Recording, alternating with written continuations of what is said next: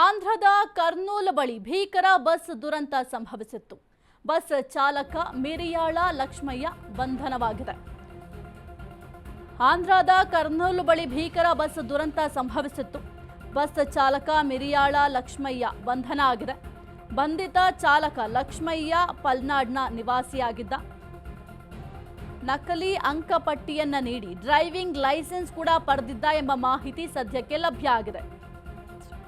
10ನೇ class pass ಆಗಿರೋ ನಕಲಿ ಅಂಕಪಟ್ಟಿಯನ್ನ ಸಲ್ಲಿಕೆ ಮಾಡಿದಂತೆ ಬಸ್ ಚಾಲಕನನ್ನ ಬಂಧಿಸಿ ಸದ್ಯಕ್ಕೆ ಪೊಲೀಸರು ವಿಚಾರಣೆಯನ್ನು ಕೂಡ ಮಾಡ್ತಾ ಇದ್ದಾರೆ. ಆಂಧ್ರದ ಕರ್ನೂಲ್ ಬಳಿ ಭೀಕರ ಬಸ್ ದುರಂತ ಸಂಭವಿಸಿತ್ತು.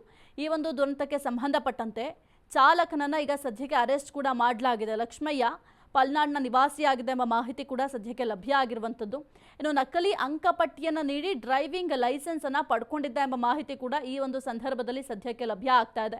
10ನೇ ಕ್ಲಾಸ್ ಪಾಸ್ ಆಗಿರೋ ನಕಲಿ ಅಂಕಪಟ್ಟಿಯನ್ನು ಸಲ್ಲಿಕೆ ಮಾಡಿದಂತೆ ಈ ಒಂದು ಕೆಲಸವನ್ನ ಪಡೆಯಲಿಕ್ಕೆ ಅಂತ ಈ ಒಂದು ಪ್ರಕರಣಕ್ಕೆ ಸಂಬಂಧಪಟ್ಟಂತೆ ಇದನ್ನು ಕೂಡ ಸಪರೇಟ್ ಆಗಿ ಒಂದು ಕೇಸ್ ಕೂಡ ದಾಖಲು ಮಾಡ್ತಾರೆ. ಯಾಕೆಂತಂದ್ರೆ ಚೀಟಿಂಗ್ ಕೇಸ್ ಆಗಿರಬಹುದು. ಹಾಗಾಗಿ ಚೀಟಿಂಗ್ ಕೇಸ್ ಅಂತ ದಾಖಲು ಮಾಡಿಕೊಂಡು ಎನ್ಕ್ವೈರಿಯನ್ನ ಮಾಡ್ತಾರೆ. ಈ ರೀತಿಯಾಗಿ ನಕಲಿ ಅಂಕಪಟ್ಟಿಯನ್ನ ಕೊಟ್ರಿ ಅಂತಂದ್ರೆ ಆ ಒಂದು ನಕಲಿ ಅಂಕಪಟ್ಟಿಯನ್ನ ಯಾರು ನಿಮಗೆ ತಯಾರು ಮಾಡಿಕೊಟ್ರು ಅದೆಲ್ಲದರ ಬಗ್ಗೆ ಕೂಡ ಎನ್ಕ್ವೈರಿಯನ್ನ ಮಾಡ್ತಾರೆ. ಇದರ ಜೊತೆಗೆ ಇದು ಏನು ಕರ್ನೂಲ್ ಬಳಿ ಭೀಕರ ಬಸ್ ದುರಂತ ಆಯ್ತಲ್ಲ ಆ ಒಂದು ಪ್ರಕರಣಕ್ಕೆ ಸಂಬಂಧಪಟ್ಟಂತೆ ಕೂಡ ನೀವು ಅಟ್ಲೀಸ್ಟ್ ಏನಾದರೂ ಮುನ್ನೆಚ್ಚರಿಕಾ ಕ್ರಮವನ್ನು ತೆಗೆದುಕೊಳ್ಳಬಹುದಾಗಿತ್ತು.